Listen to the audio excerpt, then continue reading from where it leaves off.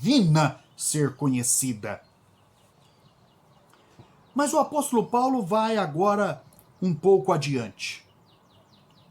Porque esta igreja que propaga o conhecimento de Deus, ela tem um papel magisterial.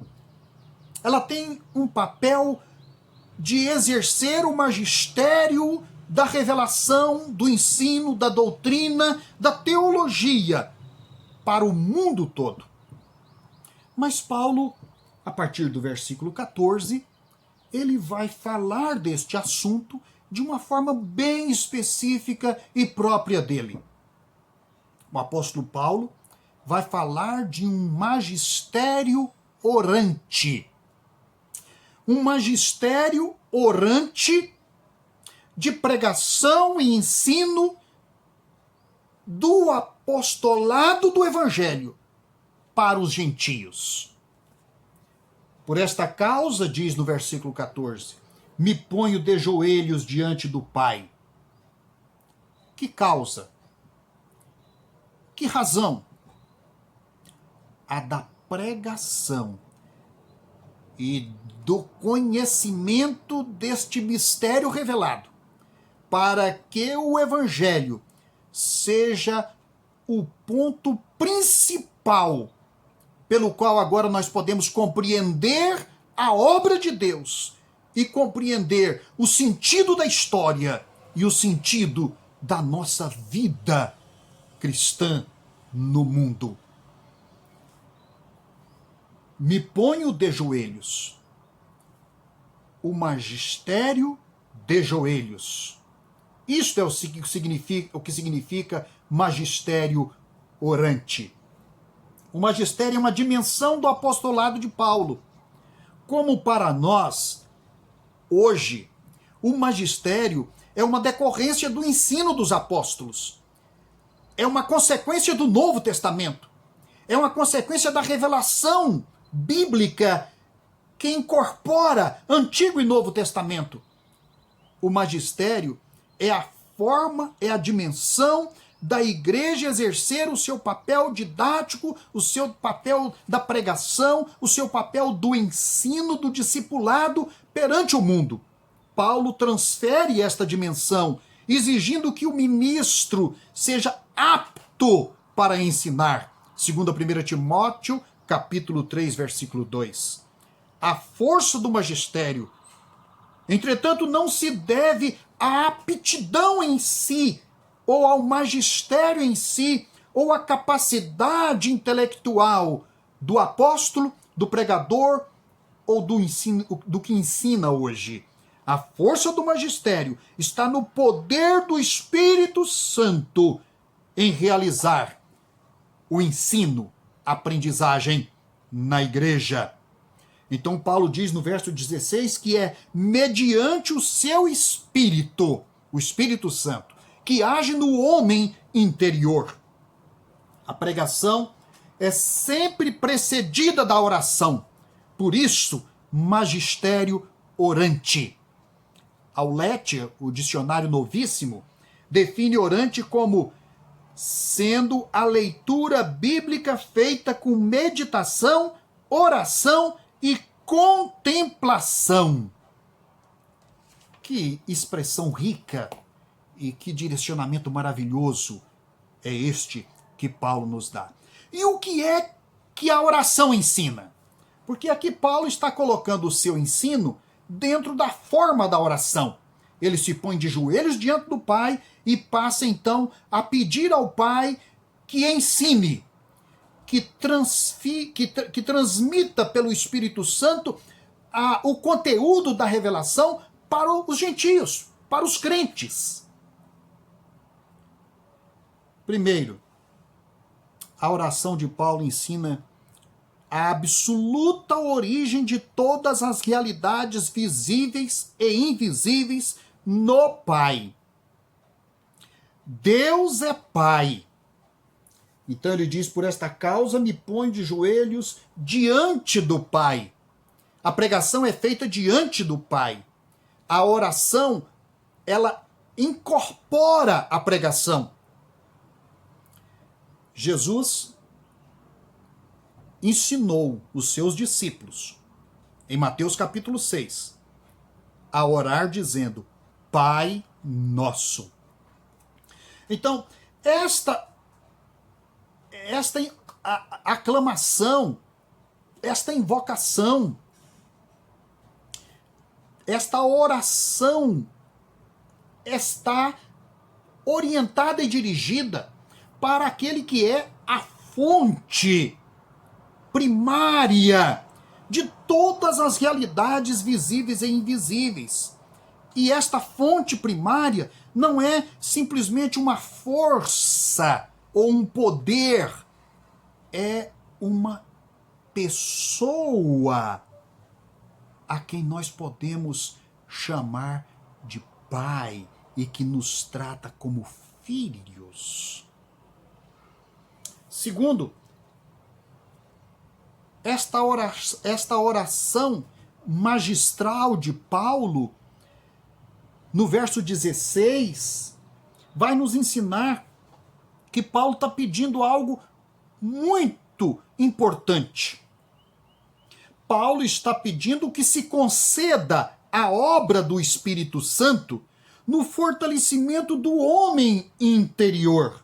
Ele diz: para que, segundo a riqueza da sua glória, vos conceda que sejais fortalecidos com poder mediante o seu Espírito no homem interior. Paulo não estava simplesmente querendo formar crentes de aparência. Ele não estava apenas querendo construir uma etiqueta cristã. Ele estava preocupado com o profundo da nossa alma. Ele queria que Deus concedesse na sua graça o Espírito Santo para trabalhar no interior do homem. A força interior, a perseverança. E ela não é a mera força de vontade, mas é o resultado da oração e da resposta do Pai em conceder a obra e presença do Espírito Santo em nossa alma.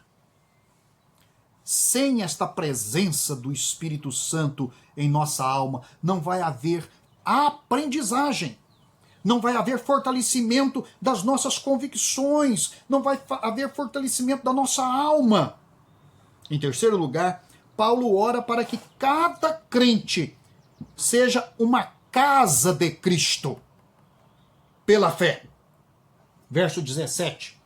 Assim habite Cristo no vosso coração pela fé, estando vós arraigados e alicerçados em amor. Ora, nós temos já figuras e metáforas ao longo da Escritura tratando da nossa habitação terrena como sendo casa. Paulo vai dizer que nós somos templo do Espírito Santo. Aqui ele diz para que Cristo habite, para que nós sejamos casa. E a palavra para habitar aqui é uma palavra de efeito duradouro. É para que Cristo possa fazer morada. A casa deve ser bem alicerçada em amor, deve ter uma profunda fundação, deve ser enraizada como as árvores resistentes. Esta é a intenção do ensino de Paulo, gerar isto nos crentes. Em quarto lugar, a oração magisterial de Paulo, ela vai tratar do alvo. O alvo do ministério, do magistério orante do apóstolo Paulo é que haja uma ampliação da capacidade do crente compreender a obra e a sabedoria de Deus, até que seja tomada toda a casa da plenitude de Deus. Versos 18 e 19, onde ele diz: a fim de poderdes compreender com todos os santos qual é a largura, o comprimento, a altura e a profundidade, e conhecer o amor de Cristo, que excede todo o entendimento, para que sejais tomados de toda a plenitude de Deus. Que expressão profunda, abrangente. Toda a plenitude de Deus. Ou seja, a alma se realiza quando ela está tomada de toda a plenitude de Deus. Quinto lugar, esta oração magistral de Paulo, ou didática de Paulo, é a oração que atinge sua plenitude quando se reconhece o poder e a glória de Deus como infinitos. Veja que a ênfase de Paulo aqui na conclusão de sua oração é a palavra fazer infinitamente mais. Quando pensamos que Deus tem esgotado as suas reservas, ainda não, de fato, não conhecemos nem uma gota deste oceano. Por isso ele conclui a sua oração, dando glória a Deus. A ele o amém, por todas as gerações e por todos os éons, ou seja, todos os séculos, de eternidade para a eternidade. Este caráter infinito é o objetivo da oração que Paulo está aqui fazendo pelos seus discípulos. O verso 20. Ora, há aquele que é poderoso para fazer infinitamente mais do que tudo quanto pedimos ou pensamos, conforme o seu poder que opera em nós. A ele seja a glória na igreja e em Cristo Jesus por todas as gerações, para todos sempre. Amém. Então, o verso 20 é a expressão do mais alto grau de comparação que a língua grega podia oferecer para Paulo. Infinitamente mais. Ninguém pode fazer melhor do que ele faz. As expressões no grego, elas falam do super extraordinário. Há momentos de fato na carta que parece as palavras esgotam sua semântica. Faltam palavras para expressar a grandeza do mistério de Deus. Paulo chega a criar palavras no original grego. Ele rompe com as formalidades da gramática grega. E isto é bem observado por alguns comentadores destas epístolas de Paulo e do uso que Paulo faz da língua grega. A língua grega parece insuficiente para expressar as grandezas daquilo que Paulo trazia na sua alma a respeito da revelação de Deus. Para o crente, fica a garantia da promessa e a abertura da oração pela fé ao trono da graça do Pai.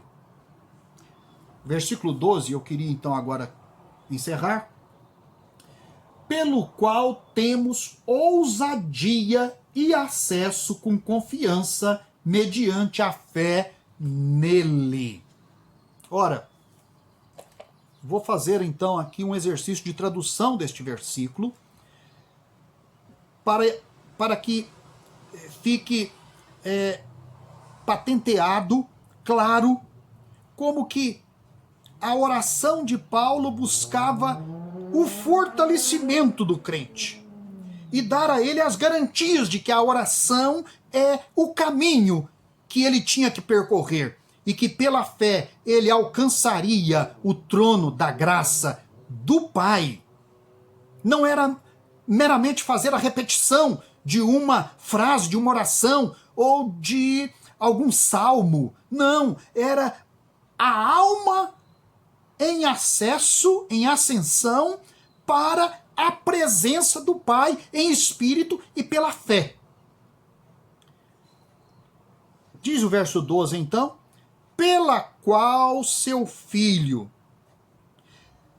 temos a franquia, a abertura e a confiança para a entrevista com o Pai por meio da fé em Jesus Cristo. Nós temos então por Cristo Jesus este momento quando somos levados à presença do Pai, num encontro inigualável, um encontro impensável do ponto de vista humano e material.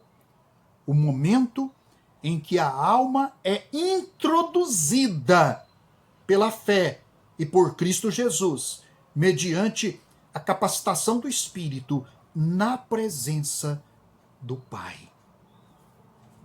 A nós foi concedida a graça da oração. Que Deus abençoe a sua vida, que nós outros, como aqueles que estão tentando transmitir o ensino da palavra, possamos ser praticantes desse magistério orante, que lê as Escrituras com meditação, com profundidade, com oração e com contemplação das maravilhas que Deus nos oferece. Deus abençoe a sua vida. Faça a sua inscrição no nosso canal, assista aos demais vídeos, dê-nos a sua sugestão e nós estaremos orando para que Deus abençoe ricamente a sua vida e lhe dê a paz celestial. Deus o abençoe. Até a próxima.